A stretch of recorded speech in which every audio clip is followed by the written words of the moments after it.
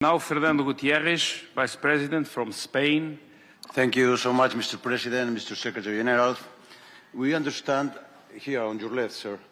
On your left, first row here. Thank you. Thank you. We understand and clearly assume that Russia, China, Iran, and North Korea are linked and committed in the support to Russian aggression to Ukraine in many ways. They provide support to Russian invasion from the strategic to the tactical level, providing political endorsement, logistical support, and even military assets, such as massive drones resources or military units and soldiers, as it is the case for North Korea.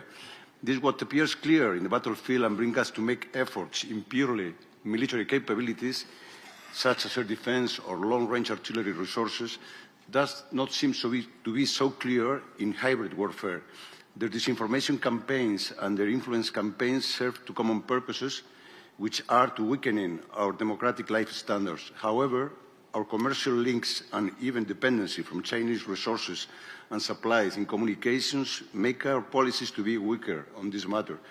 Are we focused enough on the common challenge all of them represent as hybrid threats, and are we putting together enough preparedness for it? Thank you so much, Mr. Secretary General.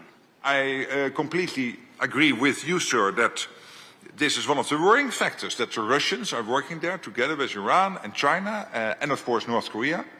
And these countries are getting a lot of stuff in return for their support. It is not that North Korea is doing this just because they are bosom buddies, Kim Jong-un and this Vladimir Putin. No, they get a lot in return. For example, missile technology, which is increasingly also posing a threat to the US mainland. China is getting a lot of return. Take cheap oil and gas and whatever they're getting. And of course, Iran is getting a lot of money, which they use to prop up their proxies in the Middle East, to stir conflict in the Middle East. So this comes at a high price. And it also means that the Indo-Pacific and the Euro-Atlantic are not separate theaters. They are completely combined. I'm not pleading to extend Article 5 to the Indo-Pacific, but I am pleading. And I was this morning on the phone with the Australian Defence Minister, and last week with the Japanese Prime Minister. There is a close cooperation, for good reasons, between NATO and the Indo-Pacific countries, Japan and the Republic of Korea and Australia and New Zealand.